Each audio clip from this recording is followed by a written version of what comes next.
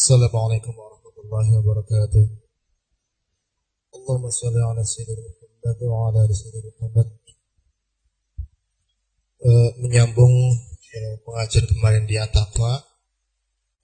Jadi yang saya tanyakan, bagaimana kita hidup bertasawuf yang zaman sekarang itu serba modern, bahwa saya yang namanya harta, tahta, kedudukan wanita itu bagi kami orang-orang awam sangat menyilaukan mata.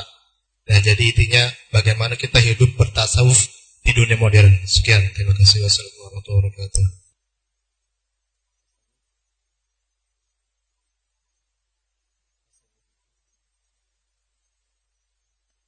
Adalah ilmu membersihkan hati. Hati-hati dengan orang anti tasawuf.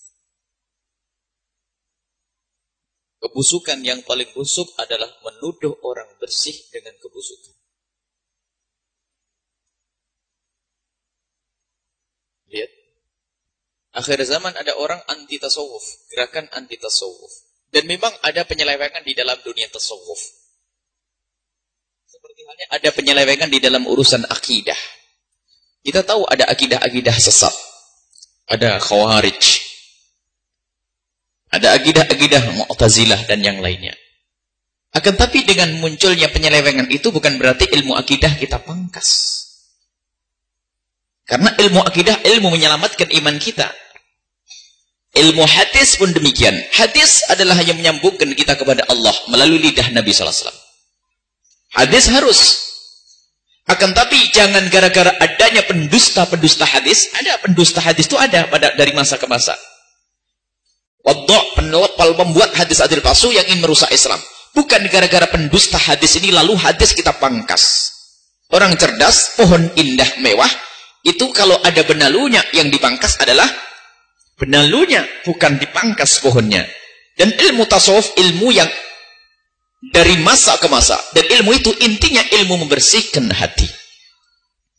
Ilmu membersihkan hati agar semakin rindu kepada Allah, rindu Rasulullah, berbuat baik kepada sesama, menghilangkan rasa dengki, dendam, dan sebagainya. Itu ilmu tasawuf. Ilmu tasawuf bukan istilah masuk tarekat saja, bukan. Itu bagian kecil dari cara bertasawuf. Biarpun Anda tidak masuk guru tarekat, tapi engkau menjaga hatimu untuk tidak menyakiti tetangga, menyakiti, itu bertasawuf. Biarpun Anda ngambil tarekat la ilaha illallah 100.000 kali tapi nyakiti tetangga, tidak ada tasawufmu. Jadi tasawuf itu ilmu membersihkan hati. Dan itu adalah ilmu agung dan mulia. Jika ada penyeleweng-penyeleweng tasawuf, orang atas nama syekh, guru tasawuf, tapi melanggar syariat, itu bukan tidak ada urusannya dengan dunia tasawuf. Tasawuf adalah dengan ciri negakkan syariat Nabi Muhammad. Dengan ciri khas lagi adalah membersihkan hati. Makom-makom yang tinggi, membersihkan hati itu dunia tasawuf. Sehingga dengan bersih hati di saat kaya, lihat berguna hartanya. Untuk apa?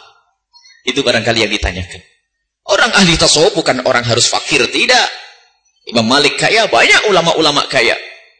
Jadi banyak ulama-ulama kaya, akan tapi dia lihat kekayaannya adalah tidak pernah merusak keimanannya. Tidak pernah nyantol di hatinya. Sebab yang namanya kekayaan itu pemberian dari Allah. Tidak semua yang diberikan Allah menjadikan kita rusak. Jadi seorang sufi, seorang tasawuf akan selalu menjaga hatinya di dalam keadaan apapun. Kefakiran tidak merusak hatinya menjadi putus asa dan marah-marah kepada Allah, tidak. Jadi dunia tasawuf adalah dunia kemuliaan. Awas, hati-hati, di akhir zaman ada orang yang memperangi dunia tasawuf. Memang banyak ada penjahat-penjahat tasawuf. Yang dinyatakan oleh Syekh Abdul Wahab Asy-Sya'rani, ada orang yang mengaku tasawuf dan mereka adalah musuh tasawuf. Seorang sufi paling negakkan syariat. Kalau Anda mengenal Syekhut Tarekoh yang membaiat kepada orang untuk bertarekoh, Anda lihat kenal syariat atau tidak. Kalau ada pelanggaran syariat, ketahuilah haram dilakukan, apalagi bangga dengan haraman, tidak pantas menjadi murid, apalagi menjadi guru Syekhut Tarekoh. Itu saja ukuran kita. Anda bisa melihat tentang syekh-syekh yang pantas jadi guru tarekoh. Dari kitab terbaru, misalnya Anda membaca mungkin yang punya kitab Tanwirul Qulub, kitab di akhir itu dibahas bagaimana seorang sifat-sifat seorang syekh, Syekhut Tarekoh. Menjadi guru tarekoh itu bukan berarti bapaknya meninggal lalu dia mewarisi. Belum tentu. Kesolehannya, ketawaduannya, kemuliaan, kebaikannya harus ada. ilmunya. Baik, jadi sering torekoh atau tasawuf dirusak oleh orang-orang yang pengen dimuliakan oleh manusia dengan atas nama Allah. Ngaku ketemu Nabi, ngaku bisa kasyaf, ngaku bisa waduh macam-macam dusta lihat. Hanya pengen dimuliakan di masyarakat, ya cium tangannya, wah nih umatku banyak dan sebagainya. Hati-hati. Guru torekoh, lihat kata Dr. Buti di Syam, itu banyak guru-guru torekoh yang menjadi murid pun tidak pantas. Itu di Syam. Kalau di sini, Allah Allah. Itu di Syam. Ada orang ngaku guru torekoh, tidak ada ilmu agamanya, nggak ada ini ya. Ada makom-makom. Dan semoga Allah mengampuni. Kita juga pernah melihat suatu ketika. Ada sebuah kisah. Pakai gelang emas. Kok ini aneh-aneh? Dan aneh-anehnya disengaja. Kalau dibilang, kenapa begitu? Oh, saya mah lain. Ya lain, ahli neraka itu. Kok enak melanggar Allah, malah katakan lain-lain begitu. Memangnya apa? Ilmunya Khidir.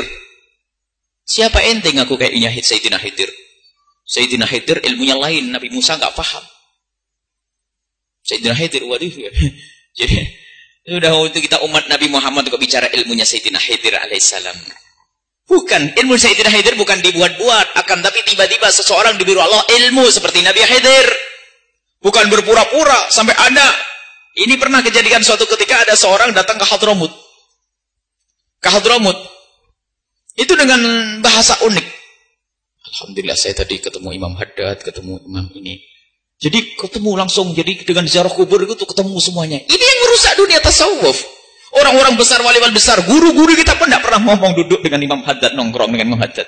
Bahkan ada yang mengatakan kalau ziarah kubur Nabi Muhammad saya langsung ngobrol dengan Rasulullah. Allah. Itu guru torekoh itu. Biar digedekan oleh umatnya itu. Ahli neraka itu.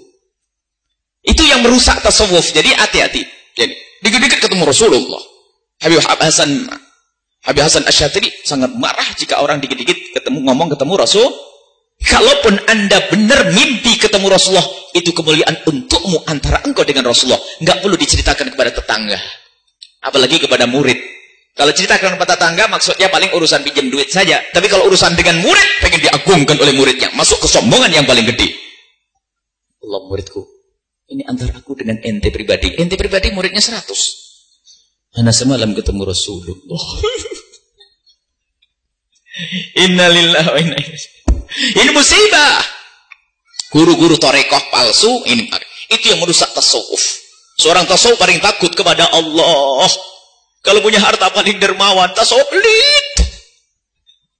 Guru ahli torekoh pelit. Emang? Subhanallah. Jadi tasawuf adalah adapun masalah perbincangan kajian ilmiah tentang tasawuf asalnya dari apa? Enggak penting masalah asal. Enggak penting yang mana istilah. Memang istilah tasawuf tidak pernah ada dalam Al-Quran dan hadis Nabi SAW. Tidak pernah ada, akan tapi maknanya ada. Dan tidak usah diganti dengan istilah tazkiyah atau tathir yang ada di dalam Al-Quran. Kenapa? Tazkiyah benar ada dalam Al-Quran, tathir ada dalam Al-Quran. Akan tapi kita tetap menggunakan istilah tasawuf karena istilah ini sudah mengakar dari masa ke masa. Sebab kalau kita katakan dirubah menjadi istilah tazkiyah, nanti ngira orang kalau tasawuf itu salah. Ini musibah. Jadi tetap kita selama ini mempertahankan istilah tasawuf. Kalaupun Anda tambah dengan tazkiyah, tetap ada tambahan tasawuf. Karena istilah tasawuf sudah mengakar. Sehingga tidak ada guru hadis kecuali punya guru yang sufi. Coba kalau istilah tasawuf ditiadakan, diganti dengan istilah tazkiyah atau istilah tadhirun nufus, sehingga anak-anak kita, generasi kita tidak ngerti istilah tasawuf, istilahnya ngerti tadhir nusuf, padahal maknanya sama. Ya. Roti sama apem, kalau roti itu modern, kalau apem orang kampung, gitu saja. Bahannya sama. Ya, lontong sama nasi, bahannya sama, begitu.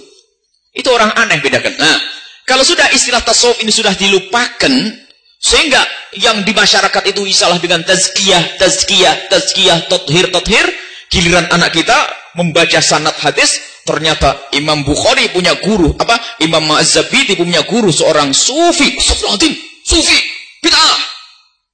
Nah, padahal nih, jadi istilah tasawuf memang, maka selama ini kami lebih mengakrabkan kembali istilah dunia tasawuf. Intinya adalah memberi la musyahata fil mustalah. Istilah nggak penting. Istilah nggak penting itu. Jadi istilah itu nggak penting. Istilah usul fikih, istilah nahwu sorof nggak ada pada zaman Nabi, tapi semua pakai itu. Ya. Jadi itulah, jadi tasawuf adalah dunia kemuliaan. Harus kita mengambil dunia tasawuf, ilmu membersihkan hati, tapi ingat, guru yang benar.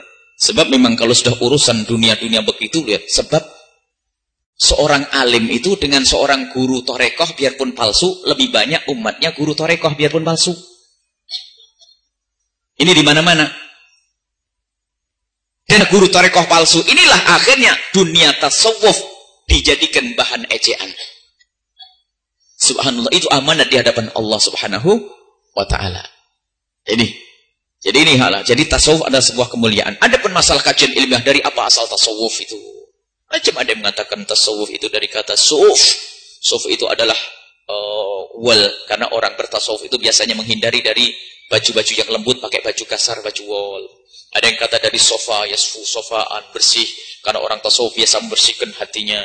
Ada yang mengatakan yang ketika tasawuf dari kata sof, barisan, karena ahli tasawuf ashabus sufah yang sof, karena orang tasawuf itu senang melakukan sholat di awal waktu sehingga dapat barisan paling depan, sof. Ada yang mengatakan tasawuf dari kata as-sufah, ashabus sufati, karena orang yang pada waktu itu orang fakir yang mendekat kepada Nabi, mewakafkan hidupnya untuk bersama Nabi, yaitu ashabus sufah yang dibuatkan tempat khusus pada zaman Nabi, kemudian dia rajin ibadah. Ada yang mengatakan ini, ada yang mengatakan tasawuf itu dari kata sopos, kalau bahasa Yunani artinya hikmah, karena ahli tasawuf adalah, ini hanya perbincangan kajian ilmiah, akan tapi kita tidak perlu dengan itu semuanya. Jadi ini mana masalah-masalah itu terserah mau kau bilang, Anda bilang tasawuf dari kata sof, yang penting maknanya ini loh, apakah dari kata sofa, anaknya ini, atau kata sof, atau sofa, atau sopos, itu tidak penting. Yang penting ini loh makna hakikat tasawuf dari masa ke masa. Dari zaman dahulu Imam Ghazali membaca tasawuf. Dan orang yang anti tasawuf itu ternyata gurunya membahas tentang tasawuf. Istilah tasawuf sendiri. Istilah tasawuf itu ada dari masa ke masa. Cuman akhir zaman lihat, ada fitnah Asy'ariyah sesat. Tasawuf gak bener. Bahkan sampai ada sebuah buku, Asy'ariyah dengan tasawuf itu satu, sama-sama sesat. Memang Asy'ariyah sufi, Asy'ariyah sufi. Tidak ada Asy'ari kecuali sufi. Tidak ada sufi kecuali Asy'ari. Kalau kami balik, memang itu orang mulia. Asy'ari selalu sufi. Sufi Asy'ari. Jadi kalau ada orang Asy'ari nggak sufi, palsu itu. Baik, ini adalah dasarnya. Karena kebetulan yang bertanya tentang dunia tasawuf. Lalu bagaimana kita bertasawuf? Bertasawuf itu adalah tidak harus orang meninggalkan dunia. Tidak harus orang meninggalkan kantornya. Kalau Anda jujur di kantor, takut kepada Allah, Anda sufi. Anda di pasar menjaga mata, lihat. Biarpun di pasar sudah banyak orang nggak pakai baju misalnya. Anda masih menjaga dengan mata Anda. Astagfirullahaladzim. Istighfar. Anda menyesali itu semua. Anda jujur dalam jual beli. Anda masuk dunia tasawuf. Anda kaya raya, duitnya kebanyakan. Tak taunya apa? Hati Anda tergerak untuk bantu si fulan, bantu masjid ini, bantu pondok ini. Biarpun kaya raya. Lihat, padahal sudah dijanjikan oleh Allah, kalau Anda berikan 100, Allah akan beli 200, bahkan sampai lebih dari itu. Jadi ada orang kaya semakin kaya, tapi dengan dunia tasawuf. Jadi benar saya dermawan. Itu adalah dibangun oleh tasawuf. Jadi tasawuf modern gimana? Anda boleh pakai mobil mewah. Akan tapi mobil mewah bukan untuk memupuk kesombonganmu. Barangkali Anda niat, mungkin aku punya mobil mewah ini bisa untuk bantu si fulan kalau sakit. Masa kemana? Atau guru saya, atau ulama, atau menghormati ini, atau menghormati anak istriku. Ini tidak apa, Mak. Orang mobilnya bagus. Ada enggak orang punya mobil nggak pernah dipakai? Mobilnya bagus, dilap terus, dicuci, diangetin, dilap, dikasih bungkus, naiknya pakai sepeda motor, hujanan. Karena sayang dengan mobilnya nih. Yang bodoh bener nih, mobilnya mewah, bagus-bagus, tidak pernah dinaiki ini. Lah kalau sudah dengan dirinya pelit, sama orang lain lebih pelit. Ada model begitu. Jadi kita perlu bahwasanya berbuat baik kepada orang lain. Jadi masuk dunia tasawuf di era modern ini adalah Anda tidak harus meninggalkan dunia Anda. Memang ada istilah uzlah. Uzlah itu adalah memang untuk jalan cepat sampai ke tujuan. Uzlah. Termasuk dunia pesantren adalah uzlah. Menginjaukan kita dari hiruk pikuk kehidupan adalah uzlah. Akan tapi wali uzlah dengan wali yang nggak pakai uzlah lebih hebat wali yang pakai uzlah. Kalau ada wali di pinggir di atas gunung sana dengan wali di tengah pasar, makomnya lebih gede yang di tengah pasar, tantangannya gede. Kalau Anda uzlah memang tidak mikir macam-macam karena tidak terlihat macam-macam. Tapi Anda di tengah kehidupan hiruk pikuk manusia ternyata masih jaga. Istighfarnya banyak, taubatnya banyak. Wah, ini wali besar. Jadi itu saja. Jadi dunia tasawuf Anda adalah Anda dengan Allah setiap saat. Sehingga makomnya adalah makom ihsan. Anta'budallah ka'annaka tarahu. Seolah-olah engkau melihat Allah dimanapun Anda berada. Jika Anda lemah dalam makom ini, fa'ilam takun tarahu fa'innahu yarok. Anda sadar saja kalau Allah melihatmu, itulah tasawuf. Anda mau jual beli, sadar dilihat oleh Allah. Anda mau lakukan maksiatan, ya sadarkan dilihat oleh Allah. Baik, ini adalah masalah dunia tasawuf.